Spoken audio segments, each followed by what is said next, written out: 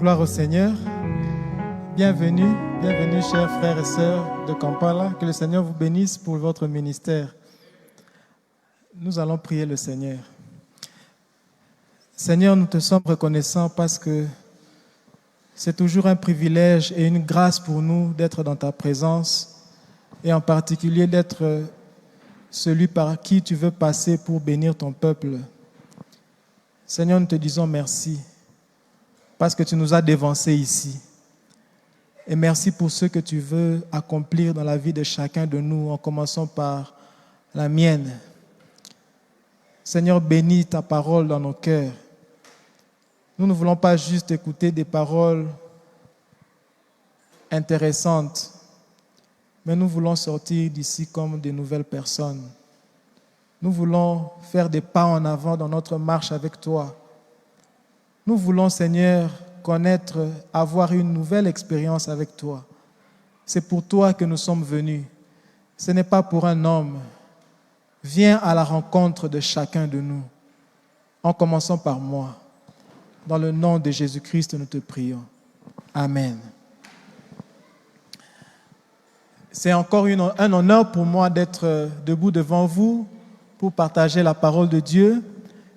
Je rends grâce à Dieu pour l'occasion qu'il m'accorde et je rends grâce à Dieu, je bénis aussi, je dis merci à l'équipe dirigeante du ministère de la Jeunesse de notre paroisse pour l'occasion qui m'a été faite d'introduire cette série et de la continuer aujourd'hui avec un deuxième sous-thème qui est intitulé, notre thème général d'abord, qui est vice et vertu, et notre sous-thème d'aujourd'hui qui est intitulé la prison de la paresse et les bénéfices de la diligence. Alors nous allons commencer notre partage avec la lecture de la parole de Dieu. Si vous avez vos Bibles avec vous, vous pouvez l'ouvrir dans Proverbes chapitre 10. Nous allons lire Proverbes chapitre 10, le verset 4. Ensuite, nous allons lire dans 1 Corinthiens chapitre 9, les versets 24 et 27. Proverbes chapitre 10, verset 4. La Bible dit, « Celui qui agit d'une main lâche s'appauvrit, mais la main des diligents enrichit. » Alléluia. 1 Corinthiens chapitre 9, je lis à partir du verset 24 jusqu'au verset 27. Il est écrit ceci, « Ne savez-vous pas que ceux qui courent dans le stade courent tous, mais qu'un seul remporte le prix. Courez de manière à le remporter. Tous ceux qui combattent s'imposent toute espèce d'abstinence et ils le font pour obtenir une couronne corruptible. Mais nous, faisons-le pour une couronne incorruptible. Moi donc je cours, non pas comme à l'aventure, je frappe, non pas comme battant l'air, mais je traite durement mon corps et je le tiens assujetti, de peur d'être moi-même désapprouvé après avoir prêché aux autres. Parole du Seigneur. Donc je disais que le sous-thème d'aujourd'hui est intitulé « La prison de la paresse et les bénéfices de la diligence ». La diligence, c'est quoi la paresse? Quand est-ce qu'on parle de paresse? Quand est-ce qu'on dit d'un homme qu'il est paresseux? Eh bien, la paresse se définit tout simplement comme le comportement d'une personne qui n'a pas envie, qui ne veut pas dépenser de l'énergie pour une tâche qui est nécessaire. Et si l'on définit la paresse de cette manière, vous comprendrez avec moi que la paresse est un choix. Donc, ce n'est pas quelque chose qui nous arrive. C'est un choix délibéré. Celui qui est paresseux choisit de ne pas fournir d'efforts. Il choisit de ne pas travailler. Pourquoi? pour toutes sortes de raisons, mais principalement parce qu'il n'en a pas envie, tout simplement. Alors, certaines personnes disent aussi que la paresse, c'est un goût prononcé qu'on a pour l'oisiveté ou pour le repos. Vous voyez? Il y a des gens qui aiment trop le repos. Il y en a même qui se réveillent avec l'objectif de se reposer. Vous voyez? C'est ça la paresse. Oui. On aime le repos, on aime la détente, on aime l'oisiveté, on aime ne rien faire. C'est ça la paresse. On aime le divertissement plus que l'activité, plus que le travail. Alors, c'est un problème pourquoi? Dans notre série ici, je pense que la paresse peut être considérée comme un vice, parce que la série est intitulée « Vice et vertu ». Nous parlons ici de la paresse comme étant un vice. Et nous parlons de la diligence comme étant une vertu. Vous vous souvenez, le dimanche passé, nous avons parlé de quel vice? Oui? Oui?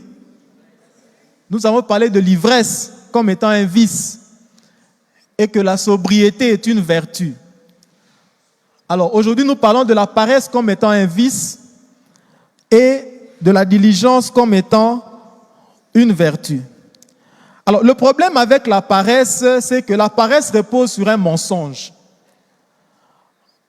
En fait, celui qui est paresseux est convaincu que la détente, le repos, la relaxation, le divertissement va lui procurer plus de satisfaction que l'activité, que l'effort. C'est ça le mensonge qu'il y a derrière la paresse. Et ce mensonge, beaucoup d'entre nous, à un moment donné de notre vie, nous sommes tombés sous le coup de ce mensonge. Et beaucoup peut-être ici continuent à marcher avec ce mensonge. Et l'une des manières dont la paresse se manifeste, c'est par la tendance à reporter toujours à demain ce qu'on peut faire aujourd'hui. C'est ce qu'on appelle la procrastination. Voyez? Si c'est la tendance que vous avez, sachez que vous avez déjà des symptômes de la paresse. Ce que vous aurez pu faire aujourd'hui, vous pensez que demain, c'est toujours le bon moment. Voyez? Et c'est un problème aussi parce que c'est un péché. La paresse est un péché dont nous devons nous repentir. Oui, c'est un péché. Parce que Dieu n'est pas paresseux. Dieu nous appelle à lui ressembler. Donc, tout ce que nous faisons, tout ce que nous devenons, et qui ne correspond pas à l'image que Dieu a de nous, c'est au fait une façon pour nous de rater le but. Et c'est ça justement le péché. Le péché, c'est aussi le fait de rater ce que Dieu nous a destiné à être. Voyez? C'est aussi ça. Et peut-être que vous ne le savez pas, bien-aimés dans le Seigneur, vous pouvez commencer aujourd'hui à vous repentir de la paresse. Ce n'est pas seulement un péché, mais c'est la source de plusieurs péchés. Voyez? Parce que lorsqu'on est paresseux, on s'expose, on se prédispose à d'autres péchés. Souvenez-vous de l'histoire de David dans 2 Samuel chapitre 11. Si vous lisez l'histoire de David dans 2 Samuel chapitre 11, c'est l'histoire où David est tombé dans l'adultère avec la femme d'un de ses officiers, Uri. David envoie ses généraux, ses officiers en guerre. Lui-même guerrier, lui-même le chef de l'armée d'Israël. Il décide de rester, à ne rien faire. Et il envoie ses officiers en guerre. Et la Bible dit que le soir, il se promenait. Il était oisif. C'est en se promenant qu'il a remarqué cette femme. Et vous connaissez la suite. Il a envoyé chercher la femme et il l'a prise pour elle et pour lui comme femme. Il n'a pas seulement commis l'adultère, mais il a encore commis un autre péché pour couvrir l'adultère. Il a commis un meurtre. Oui. Et beaucoup d'enfants de Dieu se retrouvent dans des situations comme celle-là. Ils se retrouvent dans l'impudicité, ils se retrouvent dans des addictions, tout simplement parce qu'ils se sont retrouvés, ils se sont octroyés beaucoup de temps de détente. Et ce n'est pas parce qu'ils n'ont rien à faire. Non. Alléluia. Je suis sûr que si vous êtes ici, vous avez un problème d'addiction, vous serez d'accord avec moi que cela vous arrive lorsque vous êtes oisif. Vous ne pouvez pas tomber dans l'addiction si vous êtes occupé. C'est difficile. Il faut que quelque part que vous deveniez oisif. Et là, vous vous retrouvez enchaîné dans les chaînes, soit de l'addiction à la drogue, ou à la nourriture, ou au sexe, ou au film, tout ce que vous voulez. Alors, la paresse est aussi un problème parce que la paresse vient avec beaucoup de conséquences dans notre vie. Et l'une des conséquences de la paresse, je le dis souvent à mes étudiants, si vous restez sans travailler, ce que vous avez comme capacité, comme compétence, va se détériorer avec le temps. Parce que les connaissances ou les compétences aussi expirent, et ça varie. Ça devient obsolète. Faites un exercice. Si vous êtes aux études, vous avez l'habitude d'aller, de travailler, d'écrire ou de lire, ainsi de suite. Essayez de faire 3-6 mois sans écrire. Le jour où vous allez oser tenir un stylo pour écrire, vous allez sentir votre main lourde, n'est-ce pas? Vous aurez perdu votre agilité, votre habileté. C'est un petit exemple, mais que vous pouvez transposer sur d'autres domaines de la vie. Vous avez accumulé une compétence, vous sortez d'une formation, restez longtemps sans utiliser la formation que vous avez reçue, vous allez voir ce qui va se passer. Vous allez oublier, vous allez perdre les réflexes que vous avez acquis pendant la formation, même si c'était une formation de qualité. La paresse entraîne l'obsolescence des compétences. Ça, c'est un problème. Et deuxième conséquence, une autre conséquence de la paresse, c'est que la paresse va vous rendre jaloux. La paresse vous rendra jaloux. Parce que vous allez constater que pendant vos moments de oisiveté, les autres manifestent des apparences de réussite. Pendant que vous êtes oisif. Et vous allez commencer à penser que vous aurez du mal à vous réjouir de leur succès ou de leur réussite. Tout simplement parce que au moment où les autres travaillaient, vous vous reposiez. Alléluia. Certains d'entre nous sont jaloux tout simplement parce qu'ils sont paresseux. Ça n'a rien à voir avec la réussite de l'autre. Ah, lui, il touche des grilles. Rien à voir. Rien à voir. Vous êtes tout simplement paresseux. Vous commencez à avoir du mal à apprécier les efforts des autres. Alors, la paresse est aussi un problème parce que lorsqu'on est paresseux, on devient un poids pour les autres. Vous voyez? Vous devenez un poids pour les autres. Et vous pouvez penser qu'on ne vous aime pas. Non, ce n'est pas qu'on ne vous aime pas. C'est vous qui vous pesez trop. Vous voyez? Oui, vous pesez trop. Personne n'a envie. Remarquez, lorsque vous rencontrez un mendiant, combien d'entre nous sont contents lorsqu'ils rencontrent un mendiant? Quel est le sentiment que vous avez lorsque vous rencontrez un mendiant? Vous n'avez pas envie de vous approcher de lui, naturellement. Naturellement, on a tendance à s'éloigner de quelqu'un qui veut constituer pour soi un fardeau. C'est ça le problème avec la paresse. Lorsque vous devenez paresseux, les gens vont commencer à vous éviter. Et vous allez commencer à dire qu'on ne m'aime pas. Non, vous ne travaillez pas. Vous n'avez rien à apporter. Alléluia.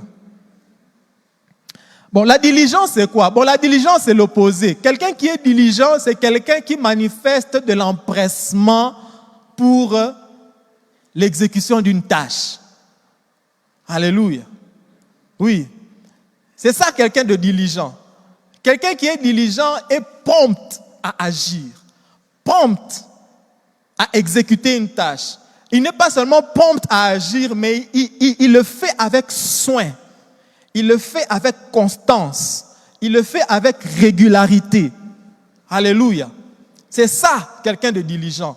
Et je suis sûr que vous connaissez au moins quelqu'un de diligent autour de vous ou dans cette église. Alors, je vais essayer de bâtarder un peu pour nous montrer comment la paresse s'oppose à la diligence. Et je prie que le Seigneur puisse parler à quelqu'un. Alléluia. Parce que lorsqu'on parle de paresse, parfois, en fait, personne n'aime admettre qu'il est paresseux. Vous voyez? Oui. Si je dis ici, qui sont paresseux, levez la main, je vais prier pour vous. Je suis sûr que je n'aurai pas les mains levées. Personne n'aime apparaître comme quelqu'un qui est paresseux. Mais la parole de Dieu peut nous montrer à quel moment de notre vie nous tombons dans ce péché de la paresse. Et bien aimé dans le Seigneur, si le Seigneur vous montre quelque chose qui ne va pas dans votre vie, le Seigneur ne le fait pas parce qu'il veut se moquer de vous. Non, le Seigneur le fait parce qu'il veut vous relever, il veut vous sortir de là où vous êtes. Parfois, il y a des situations dans lesquelles nous ne sortons pas parce que nous ne sommes pas suffisamment mal à l'aise. Parfois, Dieu peut te mettre mal à l'aise parce qu'il veut te sortir de cette situation. Alléluia. Alléluia. Oui, je vois des airs tristes ici. Mais supportez-moi pour un moment. Alléluia. C'est pour notre bien. Alors, il y a une première différence que j'ai relevée. La liste n'est pas exhaustive parce que le temps qui nous est donné aussi n'est pas infini. Mais je vais relever quelques différences entre un homme paresseux et un homme diligent. La Bible dit dans Proverbes chapitre 10, verset 4 que nous avons lu, dans la version française courant, il est écrit ceci. Des mains nonchalantes. Nonchalantes, c'est un synonyme de paresseux. Ce n'est pas tellement la même chose, mais je dirais que ce sont des paronymes. Voilà, pour ceux qui ont fait un peu de français, comprennent ce que ça veut dire. C'est presque des synonymes, ça va? Oui, parce que quelqu'un qui est nonchalant, ce n'est pas quelqu'un qui n'agit pas. Non, il agit, mais il agit sans énergie. Vous voyez? Voilà. Il agit comme s'il est embêté. Voilà. Oui, il n'est pas pressé. Oui, une tâche d'1 minute, il va prendre 30 minutes pour le faire. Vous voyez? C'est quelqu'un qui traîne les pas. La Bible dit que des mains nonchalantes attirent la pauvreté. Dans certains passages, on parle de pauvreté, de paresse. Des mains actives, par contre, procurent la richesse. Alléluia. Alors, la première différence entre le paresseux et le diligent, c'est que le paresseux aime sa zone de confort. Il aime sa zone de confort. Il aime ça. Il aime rester là où il est confortable. Lorsque nous parlons de zone de confort, certains parmi vous ne semblent pas comprendre de quoi il s'agit. Bien aimé, si vous êtes dans un groupe, quel qu'il soit, groupe de prédicateurs, groupe d'instrumentistes, groupe d'étudiants, ainsi de suite. Si dans le groupe dans lequel vous êtes, c'est vous le meilleur des autres, vous êtes dans votre zone de confort. Je ne sais pas si vous me suivez. Si dans le groupe dans lequel vous êtes, c'est vous le meilleur, c'est toujours vous le meilleur. Quand il faut faire quelque chose, c'est toujours vous. Vous êtes dans votre zone de confort. Ça ne veut pas nécessairement dire que c'est vous êtes inactif. Vous êtes actif, mais vous n'êtes pas au maximum de votre potentiel. Et dans votre zone de confort, vous ne pouvez pas grandir. Parce que vous n'avez pas de défis. Ce sont les autres qui sont défiés par vous. Alléluia. Dans votre zone de confort, vous n'allez pas grandir. Et le problème avec le paresseux, c'est quoi? C'est qu'il aime ça. Il aime rester là. Il n'aime pas les défis. Bien-aimés dans le Seigneur, Dieu veut opérer des miracles dans nos vies. Mais croyez-moi, dans votre zone de confort, aucun miracle ne va se produire. Aucun. Oui, Dieu est omniprésent, mais sa bénédiction n'est pas omniprésente. Oui, dans votre zone de confort, aucun miracle ne va se produire. Souvenez-vous de l'histoire de Pierre. Lorsque Pierre a marché sur les eaux, à l'invitation de Jésus, ils étaient tous des disciples dans la barque. À un moment donné, il voit Jésus venir. Pierre dit, si c'est toi, maître, permets que je vienne. Pierre a marché sur les eaux, oui ou non? Il n'y a que Pierre qui a marché sur les eaux. Tous ceux qui voulaient rester dans la barque n'ont jamais expérimenté ce miracle. Et ce n'est pas comme s'il n'y avait que Pierre qui pouvait marcher sur les eaux. Non. C'était donné à n'importe qui. Il suffisait de quitter la barque à l'invitation du Seigneur. Alléluia. Tant que vous allez rester dans votre zone de confort, il n'y aura rien. Il n'y aura rien. Alléluia. Alléluia. J'espère que quelqu'un est en train de remarquer s'il est toujours diligent ou paresseux. Alors, quitter sa zone de confort signifie qu'il faut, quelque part, ne pas trop aimer le confort. Ça signifie qu'il faut se mettre en action. Mais se mettre en action, ça ne signifie pas nécessairement,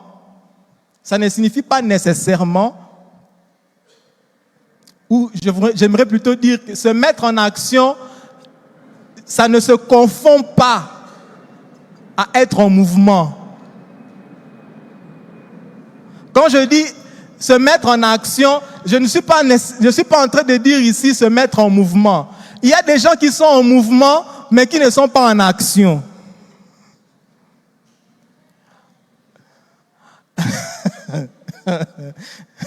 Qu'est-ce que je veux dire par là? Vous savez, il y a des gens qui se retrouvent dans un groupe. Vous pouvez vous retrouver dans un groupe.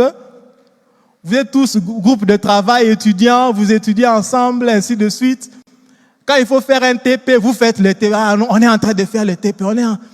Mais dans le groupe, vous êtes tous dans une même salle. Vous pensez que vous êtes tous ensemble.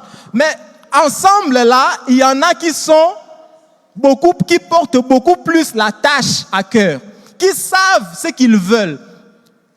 Alléluia. Mais il y en a qui sont là, ils suivent le mouvement du groupe. Ils attendent, ils se disent, bon, quand on va clôturer, ils regardent même, ils se disent, oh, quand est-ce qu'on va finir? Lui, il attend la fin. Oui. Et il y a des gens comme ça. Vous pouvez vous retrouver, vous êtes dans le même ministère, vous exercez le même ministère, vous pensez que non, c'est bon, on est en train de danser. On peut être ici, on est en train de danser. Certains sont en train de louer Dieu, mais d'autres sont seulement en train de suivre le rythme. N'est-ce pas? Oui. Donc, ce n'est pas la même chose. Être en action et être en mouvement, ce n'est pas la même chose. Je ne sais pas si quelqu'un me comprend. Quand je parle de quitter sa zone de confort, je parle de se mettre en action. Il ne s'agit pas simplement de se mettre en mouvement. Alléluia. Le paresseux et le diligent. La deuxième différence entre les deux, c'est que le paresseux a tendance à attendre les opportunités. Il attend les opportunités pour pouvoir se mettre en action, pour pouvoir travailler, pour pouvoir réussir. Voyez, vous allez le rencontrer, vous dites, mais qu'est-ce que tu... Ah bon, j'attends mon temps, j'attends ma saison, j'attends... Voyez, il attend. Il attend le bon moment pour commencer à travailler. Mais le diligent, lui, avec ou sans opportunité, il est en action. Alléluia. Et l'une des caractéristiques du diligent, c'est que même lorsqu'il n'a pas d'opportunité, il développe ses compétences, son habileté. Il se prépare à l'opportunité. Alléluia. Mes chers amis, les opportunités, on s'y prépare. C'est ça être diligent. Être proactif. Alléluia. Et si vous êtes là, vous avez fini vos études, vous n'avez pas de travail, vous attendez l'opportunité de travailler, vous risquez de rester longtemps au chômage. Et je vous ai dit, rester longtemps sans activité, vos compétences vont s'effriter petit à petit. Et vous risquez d'avoir des CV, vous avez un CV pendant 5 ans, on ne voit rien. Vous avez terminé les études en 2022, et puis la première activité on voit c'est 2027. Bon, entre 2022 et 2027, vous faisiez quoi? Ça c'est un problème, bien aimé. C'est un problème. C'est un problème. C'est pourquoi je dis souvent à mes étudiants, vous n'avez pas besoin d'un emploi pour travailler. Je répète, vous n'avez pas besoin d'un emploi pour commencer à travailler. Alléluia. L'emploi n'est qu'un endroit où vous pouvez exercer votre travail, pratiquer votre travail. Mais même sans emploi, vous pouvez travailler. Travailler, même gratuitement, travailler. Alléluia. Alléluia. Le paresseux attend l'opportunité, mais le diligent se prépare à l'opportunité. Il développe ses compétences, il développe son habileté. Il présente ce qu'il sait faire. La Bible dit dans Proverbes chapitre 22, verset 29, « Regarde l'homme qui fait bien son métier, il pourra offrir ses services aux rois eux-mêmes au lieu de rester un obscur ouvrier. » Alléluia. Celui qui est habile à son métier, il vendra ses services au roi. Alléluia. Développez vos compétences, votre habileté. Et vous allez réussir. Alléluia. Une autre différence entre le paresseux et le diligent, c'est que le paresseux, il nourrit des rêves. Il a des rêves, des désirs.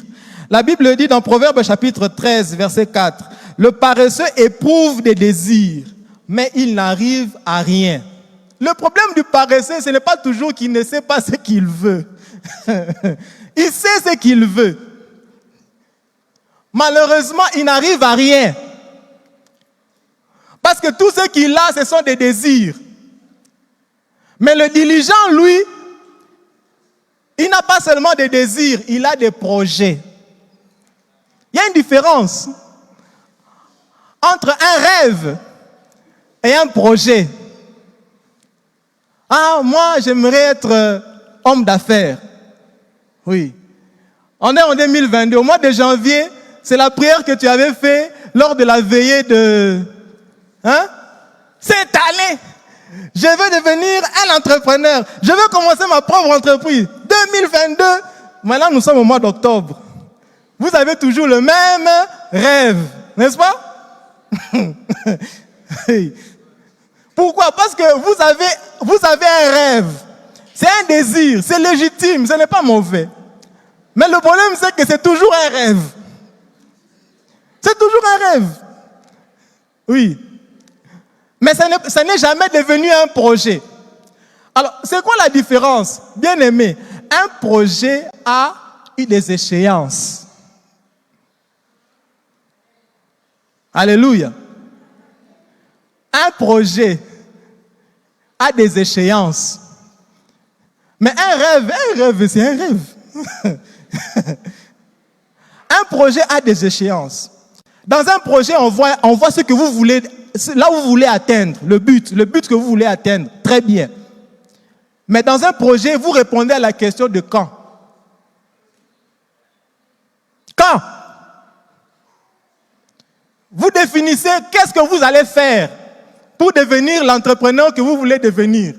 Vous devez définir les tâches que vous devez exécuter. Vous voyez? Dans un projet, les tâches doivent être définies. Le temps doit être défini. Ça va vous coûter combien? Oui. Vous allez le faire avec qui? Où? Voilà. Et il y a parfois des gens qui sont embêtés lorsqu'on commence à leur poser des questions de ce genre. Ah, j'aimerais l'année prochaine, j'aimerais aller étudier au Kenya. Ok.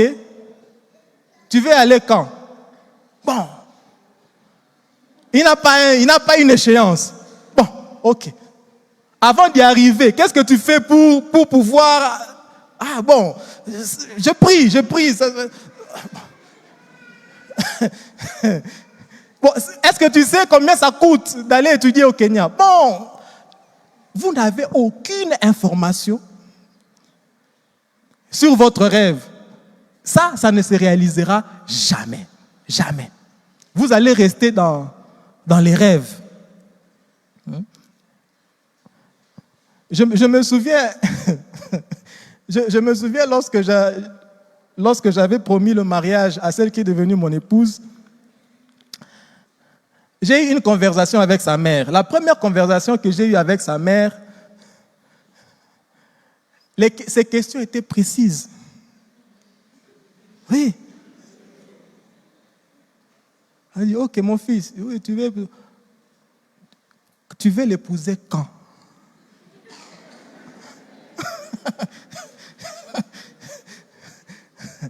Oui. Et parfois les jeunes gens sont embêtés. Ah, docteur Abel, ça c'est ma fiancée. Ah, ok, vous allez vous marier quand? Ah, il est surpris. Mais ça, ce n'est pas un projet, ça.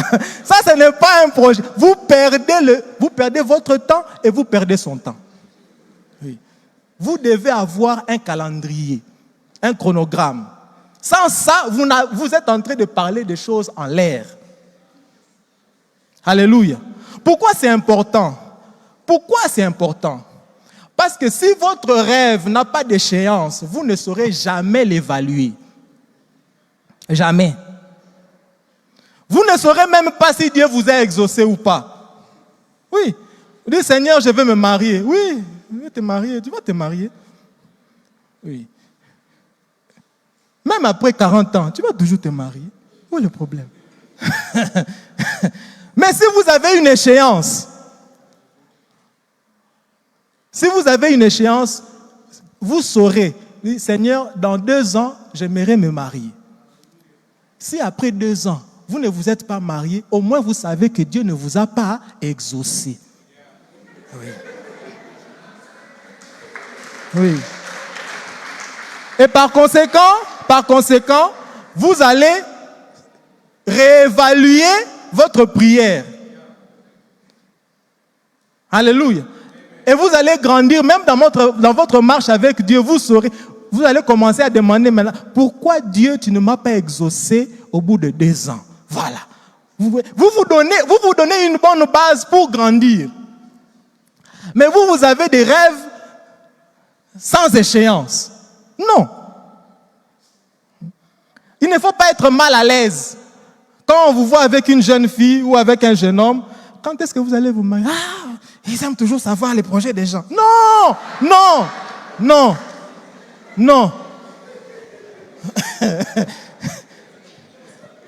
Ayez l'humilité, n'est-ce pas, de reconnaître que vous n'avez pas encore une échéance. Et travaillez-y. Fixez une échéance. Alléluia. Voilà. Dans ma famille, il y a des gens comme ça. Ah, quelqu'un m'a appelé, Abel, je vais me marier, tout ça, ainsi de suite. Tu veux te marier quand? Ah, mais comment tu me demandes quand est-ce que je vais me marier? Je n'ai encore rien. Mais maintenant, tu n'as rien. Pourquoi tu parles de mariage? Tu ne sais même pas quand est-ce que tu veux. Bon, ok, on va parler de ça après. On parle d'autre chose, n'est-ce pas? Voilà. Un projet doit répondre à la question, pourquoi tu veux ce que tu veux? Pourquoi? Quel est le but? Quel est le but? Oui. J'ai eu des problèmes avec un jeune homme dans une église que je fréquentais avant. Il dit non, il voulait être responsable d'un ministère. Il dit voilà, et nous on devait valider. Hein? Et parmi les éléments de validation, il y avait son témoignage. Alors on lui pose la question, bon, tu es marié? Non. Tu es fiancé? Non. Bon. Tu es célibataire? Bon. J'ai ma petite amie. Ok. C'est ta petite amie, oui. Tu veux l'épouser? Oh, non. Pourquoi vous parlez de mariage? Maintenant, il est petite amie. Pourquoi? Quel est le but de cette relation? Petite amie n'est pas un but. En tout cas, ça n'est pas dans la Bible. Hein? Ce n'est pas dans la Bible. Dans la Bible, quand un homme s'approche d'une jeune fille, le but, c'est le mariage. Oui. Si celui à côté de qui vous êtes, le but, ce n'est pas le mariage, arrêtez. Arrêtez. Oui. Ce sont des choses... Oh, je vois d'abord. Non. Non. Non. Ma soeur, quelqu'un t'approche. Il doit te dire pourquoi il s'approche de toi. Alléluia. Il doit te dire, oh, je m'approche, je vais d'abord voir. Ne t'approche pas de quelqu'un si tu ne sais même pas quel est le but de la relation. Pourquoi tu t'es approché de la personne? Il ne faut pas perdre le temps des gens. Alléluia. Un projet doit avoir un but. Il doit avoir une échéance. Vous devez savoir quelles sont les tâches assorties. Qu'est-ce que vous allez faire pour vous marier? Ou pour étudier? Ou pour travailler? Vous allez faire comment? Alléluia. La Bible dit, Proverbe chapitre 21, verset 5.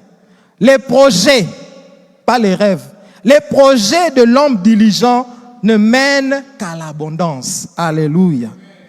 Alléluia.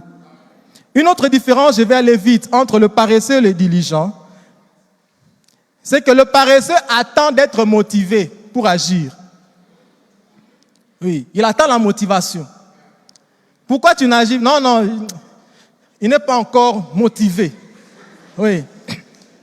Le diligent, lui, il se discipline. Alléluia. Bien-aimés, vous n'aurez pas même les motivational speakers que vous suivez, ils ne sont pas motivés tous les jours. Non. Ils ne sont pas motivés tous les jours. Il y a des moments où on est motivé, il y a des moments où le moral est très bas. Mais ce qui vous garde, c'est la discipline. Alléluia. Le diligent se discipline. Parce que si vous n'êtes pas discipliné, vous serez inconstant. Vous êtes inconstant et vous n'allez pas produire des résultats. Celui qui est diligent est maître de ses émotions. Alléluia. C'est ce que la Bible appelle la maîtrise de soi. Ce n'est pas seulement la maîtrise devant le sexe, c'est aussi la maîtrise devant l'oisiveté. Vous n'avez pas envie de travailler, mais vous dites à votre corps, lève-toi, travaille. Alléluia. Le paresseux, enfin, il minimise les petits commencements, les faibles commencements. Il attend les grandes réalisations. Il attend que les choses deviennent parfaites. Je vais commencer mon entreprise. Il me faut $10 000.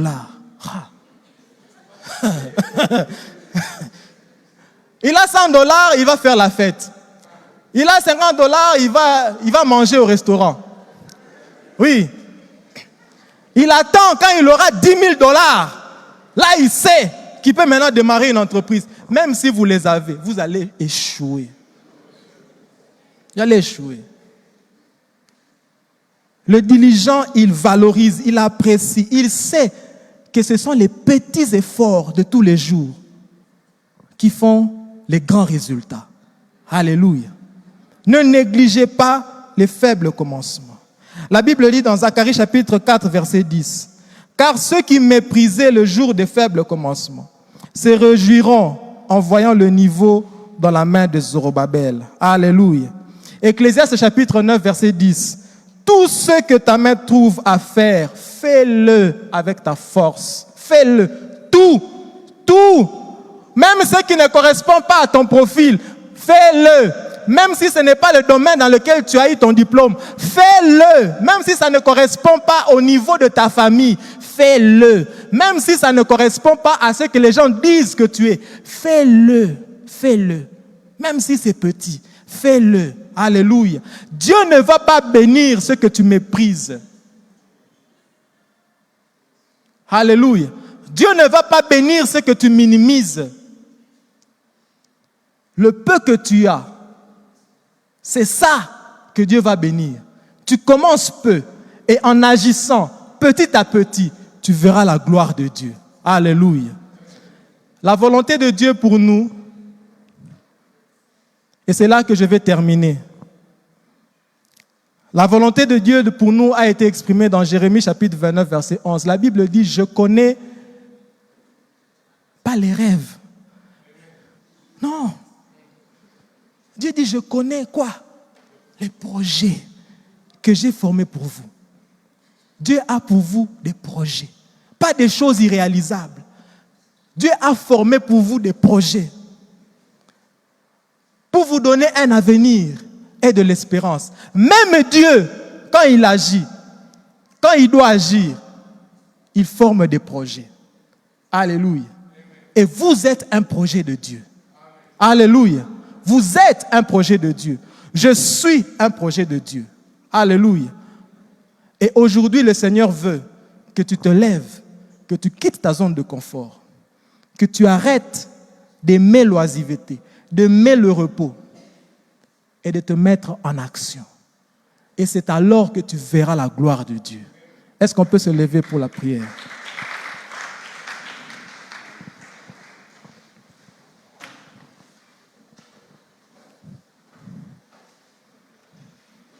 J'aimerais que tu dises un mot au Seigneur. Dis quelque chose au Seigneur. Je ne sais pas ce qui est monté dans ton cœur pendant ce message. Je ne sais pas si c'est quoi, si c'est une action de grâce, si c'est des paroles de repentance, si c'est un engagement que tu as pris. Peu importe, dis quelque chose au Seigneur. Il est là, au milieu de nous.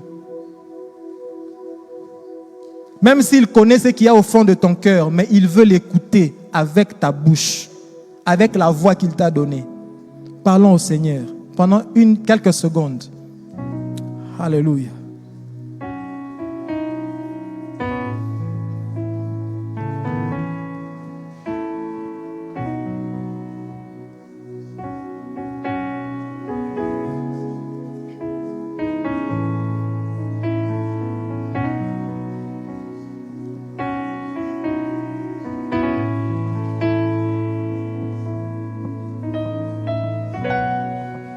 Emmanuel, Dieu au milieu de nous, Dieu avec nous. Tu n'es pas seulement au milieu de nous, mais tu es avec nous. Nous sommes embarqués avec toi. Nous sommes ton projet. Nous te disons merci Seigneur notre Dieu pour ton amour envers nous. Nous te disons merci pour ta parole. Nous te disons merci pour tes plans, tes projets que tu as pour nous.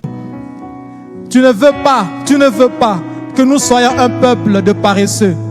Tu veux que nous soyons un peuple de diligents, d'hommes et de femmes proactifs, d'hommes et de femmes engagés dans l'action avec toi. L'action non pas seulement pour des choses périssables, mais aussi pour les choses et surtout pour des choses qui demeurent. Aide-nous Seigneur à marcher, à courir, à nous battre, non pas comme à l'aventure, non pas de manière nonchalante, mais d'être actifs dans les choses de ce monde, mais surtout actifs dans les choses du royaume à venir. Là où tu nous attends, Seigneur, accorde-nous la grâce, Seigneur, de faire un pas de plus avec toi aujourd'hui. Bénis ta parole dans nos cœurs.